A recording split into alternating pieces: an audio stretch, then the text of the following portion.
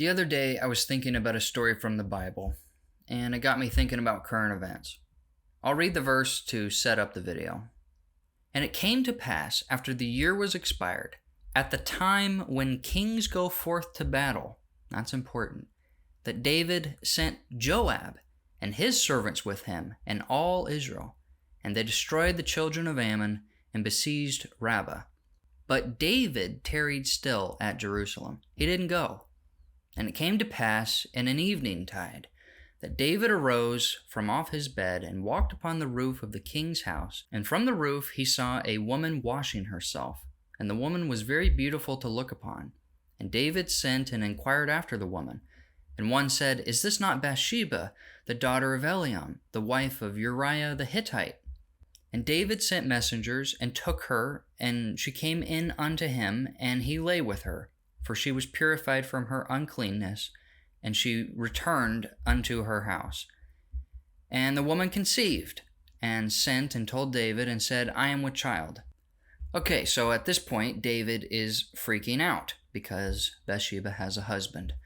So let's see how he deals with that. There's this whole story of how he talked to Uriah first. And then it says, And it came to pass in the morning that David wrote a letter to Joab, and sent it by the hand of Uriah.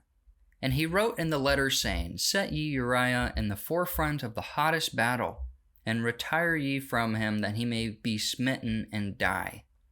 And it came to pass, when Joab observed the city, that he assigned Uriah unto a place where he knew that valiant men were. And the men of the city went out and fought with Joab, and there fell some of the people of the servants of David, and Uriah the Hittite died also. So that's how he handled Uriah. In particular, I was thinking about how he had seen Bathsheba at a time when he shouldn't have even been there. We see this in the world today, everywhere. Our own leaders are focused on their sexual degeneracy instead of what leaders should be. Our people are crippled by sexual deviancy gone wild. Our Secretary of State, Antony Blinken, apparently pressed the Saudis on the LGBTQIA issues in, quote, every conversation. Could he talk about more pressing issues, or must he constantly insist that the Saudis have more butt sex, more gay men, more queer women, more child mutilation? Is that really the best use of his time? At a time when secretaries of state should be focused on issues that matter to their country, he's let sexual deviancy become the major distraction in his job. In Seattle, the homeless task force that receives $200 million a year in taxpayer dollars recently had a meeting to go over the nominees for a position on their board. One of the nominees was a homeless man named Thomas Whitaker, also named Raven Crowfoot. In 2010, he raped a 13-year-old. In 2012, he raped a 15-year-old. In 2018, he was found to be living with a minor. He had even sexually assaulted one of the other members on the board. So when his name came up, she objected to him being on the board, saying that he is a sex offender and had personally molested her and that she wouldn't feel safe with him on the board. But this was immediately shot down by another board member who said that we won't tolerate that kind of language in this meeting. Next is Raven Crawford. Lived experience, Emergency Food and Shelter Board, representation of LGBTQIA2S+, American Indian, Alaska Native, Indigenous communities in chronic homelessness and domestic violence. Yatahe, I second. Yeah. All in favor? Thank you. Aye. Aye. Any abstentions? Stina and Liz both abstain. And then are there any no's? We have a code of ethics on this board, and Thomas Whitaker Raven Crowfoot is a sex offender, a repeat sex offender, and I have had bad experience with him. So I'm going to cut you off because we can't disclose people's personal business here, right? Okay. And although that's public disclosure, like we have no right to out anybody in this space. Okay. I thought, thinking of Right? what Like you that's just stated. not okay at all. Okay, And I won't then I stand for that apologize. as the co-chair. No, We're we not don't here do to that here. discover No. people's backgrounds. And actually, I'm glad that if that is the case, that he's here, because sex offenders are another population that is most vulnerable that don't have housing. Okay. People I do have had change nothing and but people good do want experiences She has here. recovery. touched me. She has touched me. So if there's a meeting where he's at, I Christina, will not you be able need to be take there. this to the police then. Christina, I have. this is not the forum. Stop, Christy. Christy, stop. As the co-chair, I'm telling I you will. that you cannot talk like that in this meeting. I will not have that here. If anyone wants to talk like that, you will be muted and removed from this meeting, board member or public or not. This is about equity, and everyone deserves housing. I don't care if they're a sex offender. I don't care if they're black. I don't care if they're indigenous. I don't care if they're a criminal.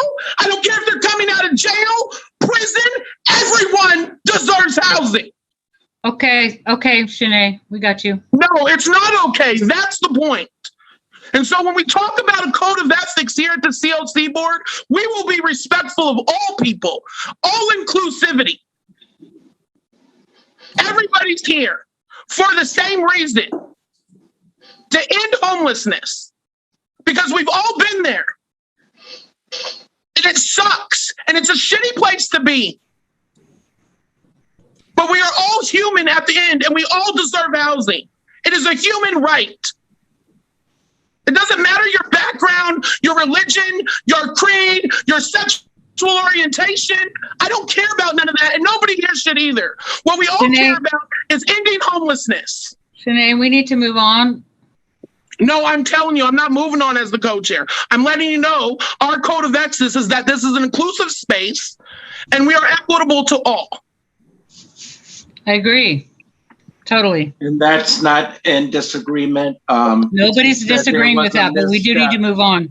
This is not the forum to I debate need that you right to now. stop telling me what to do. Okay. No, I'm Thank part of this you. committee.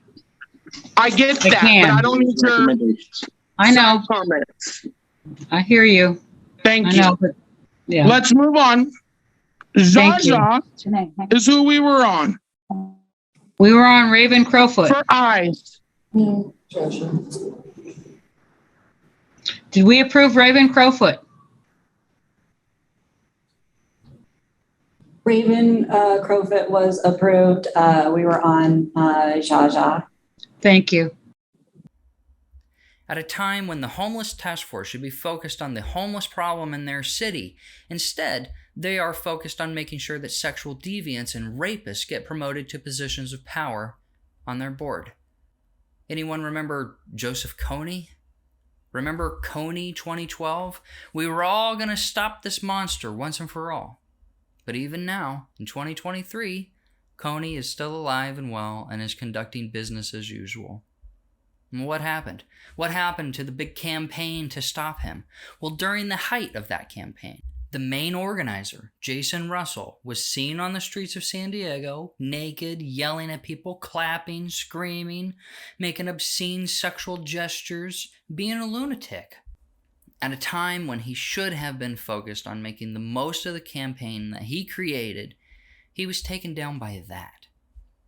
At a time when the U.S. should be taking its problems seriously and working hard to solve them, we have been completely hijacked by corrupt perverts who's made it their mission to spread this disease to the entire globe.